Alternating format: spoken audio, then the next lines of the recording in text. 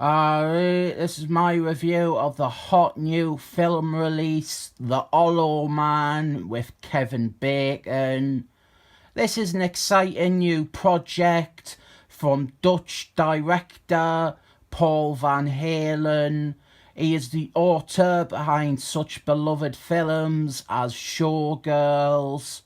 The plot is that Kevin Bacon, he is like a hollow man. He does some science and he becomes like a hollow man. He becomes invisible. What follows is a fairly traditional horror slasher sort of thing, and people generally look at this one as one of Paul Van Halen's weaker efforts. Even the director himself considers this the film that he is least proud of, and he cites it as the reason that he moved away from big Hollywood films. As a genre piece, it is rather by the numbers. It hits all the expected notes, and what I feel is really lacking is Paul Van Halen's usual satire. There is definitely room for that in the film, but as a whole, I think Hollow Man is an underrated film. Not quite a guilty pleasure, as there isn't anything in it I really feel ashamed about liking. And to be completely honest, I think I like it. I love films about science where it's just showing people doing science. I love the first hour of Alien before the alien shows up. I think that Sunshine is one of the greatest films ever made. And I love a lot about this film.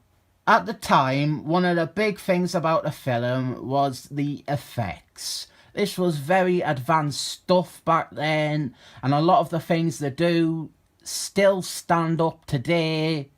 Like, it is impressive some of the ways they have shown invisibility and stuff like that.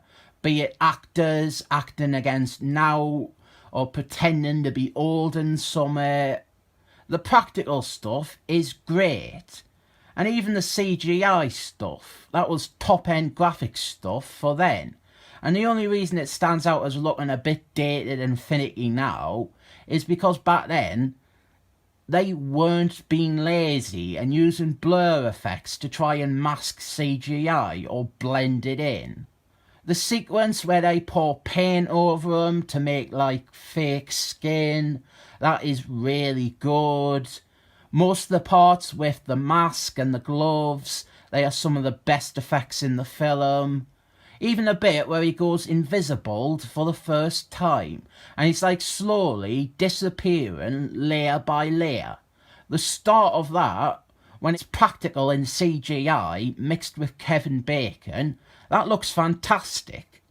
But as the scene continues on, it becomes predominantly CGI and it starts looking a bit weak, and his skeleton looks like Summit from the cover to a PlayStation 1 game. The entirely CG stuff, it doesn't look good now, and it's bad since some of the other effects still do look terrific. The main actor in this is Kevin Bacon from that game about Kevin Bacon. I didn't like Kevin Bacon. I didn't think he is a very good actor. I didn't even know if he should be classed as an actor. He is Kevin Bacon. In everything, he is Kevin Bacon. I think the best Kevin Bacon performance is in the EE internet adverts. He's good in them.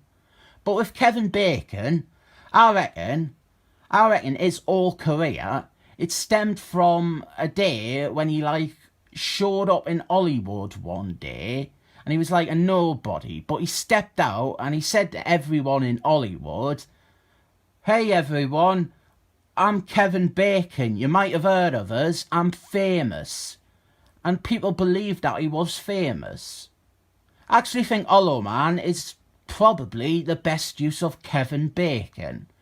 Kevin Bacon is great as a creepy weirdo narcissist.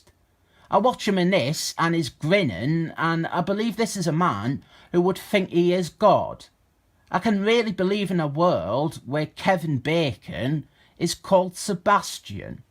The other actors are nearly all familiar faces. People who went on to either greater fame or big roles in really prominent stuff.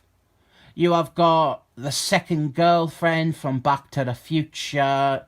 You have got Joshua Brolinson off of the Marvel films. You've got Jar Jar Abrahams' mate in it. The one who played the pilot in Lost, who was in Heroes too, him. You have got a talking black woman. You've got Kim Dickens there. Kim Dickens is in so many things and nobody knows her name.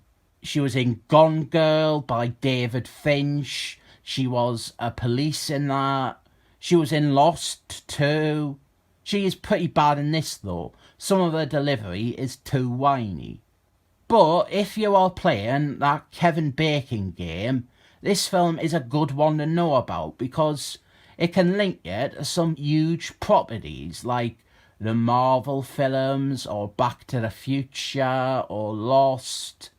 I'll give you an example. Let's pretend that me and you, we're playing the Kevin Bacon game and you see an actor or actress's name.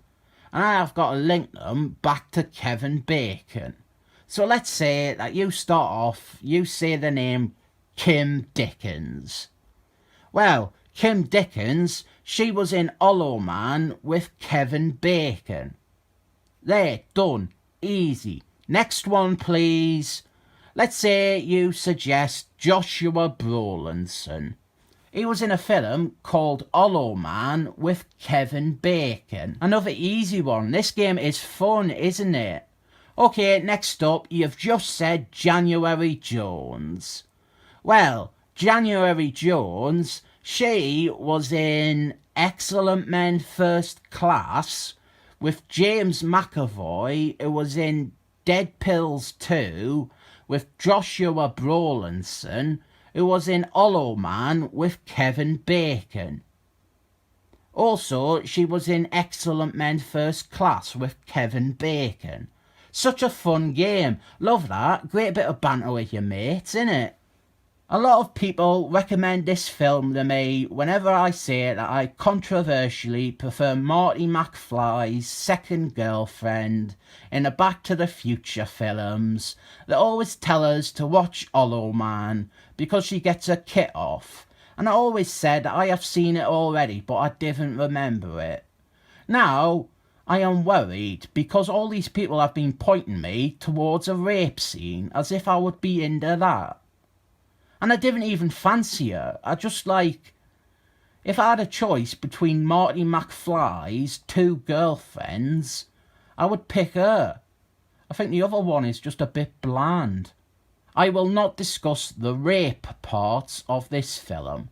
I don't think what the world needs is a white man on YouTube talking about the sexual politics of the film Hollow Man. I'm not entirely sure that this film handles that stuff that well. It is very leery, and I get that the leeriness is meant to be a theme, but when the director of Showgirls keeps having bare breasts on full display on the screen, it's hard to argue that it is still towards art. The ending is a bit over the top and he probably should have died about 10 minutes before he died, and it doesn't really fit with the rest of the film. I do like that most of the characters are shown to be intelligent. They are meant to be scientists, so it's actually refreshing to see them quickly think of ways to deal with things, like spraying fire extinguishers to show where Kevin Bacon is, or throwing blood on the floor so they can see his footsteps. I think that Hollow Man was very of its time. I wish I could see it in 1999 when the effects were truly amazing and impressive. But it is better than Face Off, so I rate it 7 thumbs up.